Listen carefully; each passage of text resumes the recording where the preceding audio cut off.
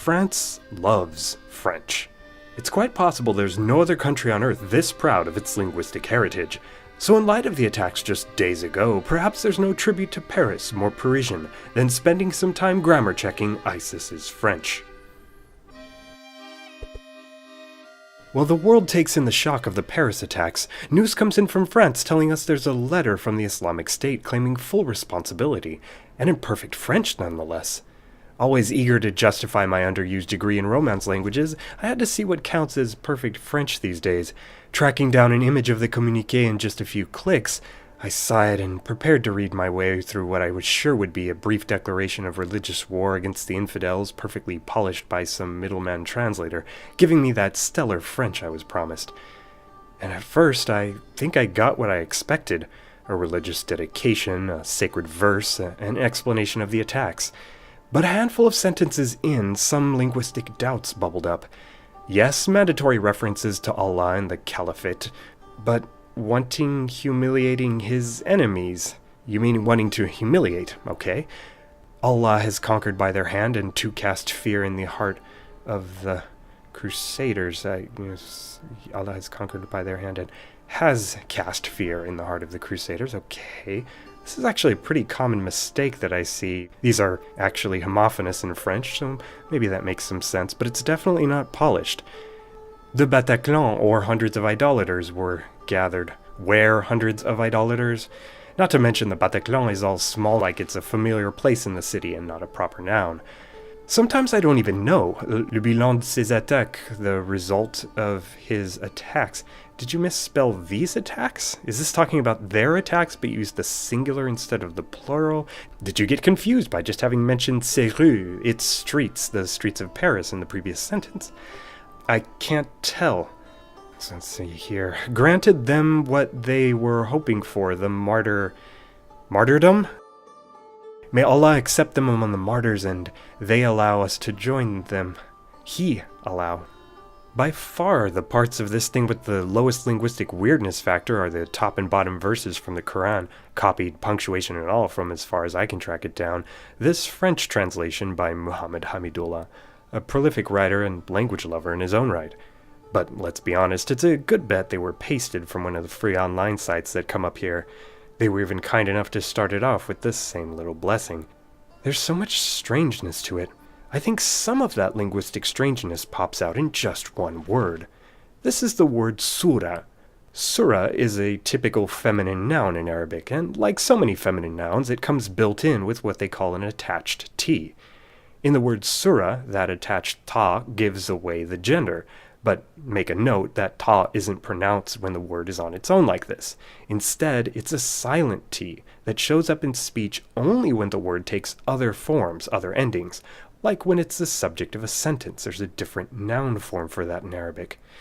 And that's where the difference comes in between the English pronunciation of this word, surah, the nativized English way to pronounce that Arabic word on its own with the silent T, and the French pronunciation, not surah, but surat, from the form with the not-so-silent T. But this guy doesn't write the French word surat. He writes it this way. It looks similar to your eyes, but it caught me off guard.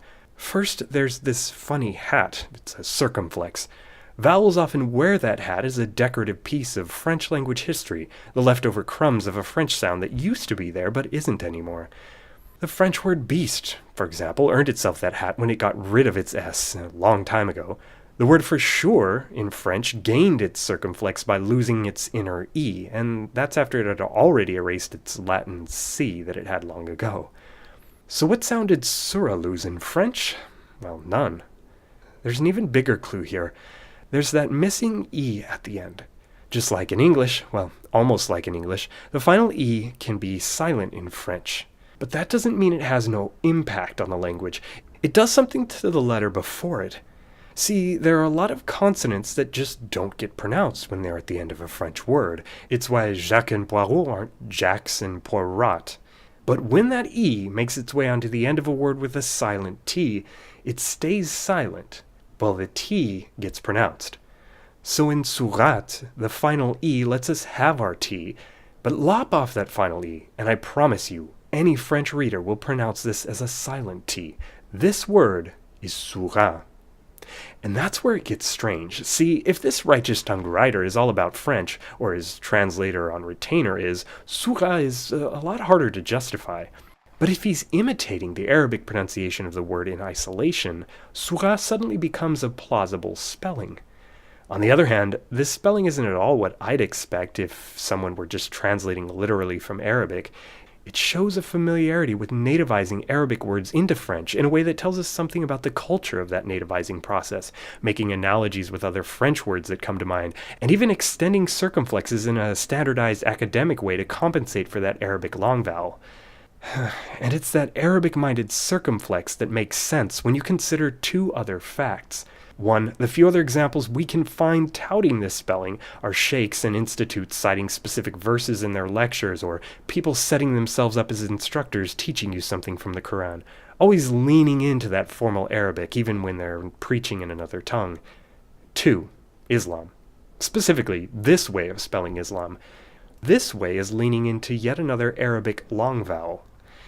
Now, I don't mean to mislead you into thinking that this is all a bunch of lurking Arabic seeping through. That's not what Sura is telling us. This isn't the dictionary French word, but it's not the dictionary Arabic word either. This is too productive for a literal translation for a broader audience, but it's also too communal for a case of personal creativity. And my hunch right now is that this is the root of my feeling of strangeness. This is where the language of this communiqué begins to unravel, giving us a glimpse of the writer. As well as other targets in the 10th, the 11th, the 18th arrondissement, and this simultaneously. My reading's not English enough, it's too close to the original, but zoom in here. Closer. The writer knows he's about to list a bunch of targets, so he uses the plural.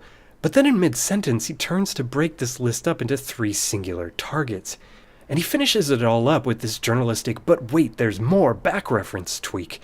It's like the first draft of a stop-and-go news report tripping over itself. And it's all laced with a stream of condemnation so constant that it's almost as if the terms were just the only words available at the time in the mind of the writer. France and Germany are the 2 crusader countries. François Hollande, the idiot of France. There are miscreants, there's perversion, there's emotive wanting and hoping and shoulding and how dare youing of modal verbs dressed up as statements of fact, and of course, the threat of more to come. It would all sound so over the top if only it weren't so fresh. This is the product of a mind that knows French, yes, but one that makes linguistic mistakes. Linguistic mistakes that showcase an idiosyncratic language that's closer to a certain kind of community speech, a veneer of Arabic style and simple faux pas fumblings with political French news announcement delivery.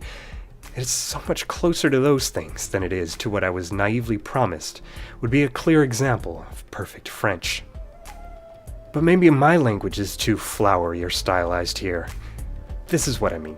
It's a he. He sets himself up as a preacher, but a preacher that's more eager than meticulous.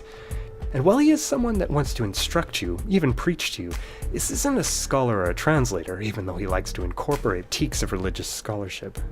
He's from a subculture that readily Arabizes rather than Gallicizes Arabic borrowings into French. He distances himself from his surroundings, playing both moral judge and factual reporter. He knows Panam, the City of Lights, well enough to be disgusted by specifics. And he's probably not the translator. He's the author.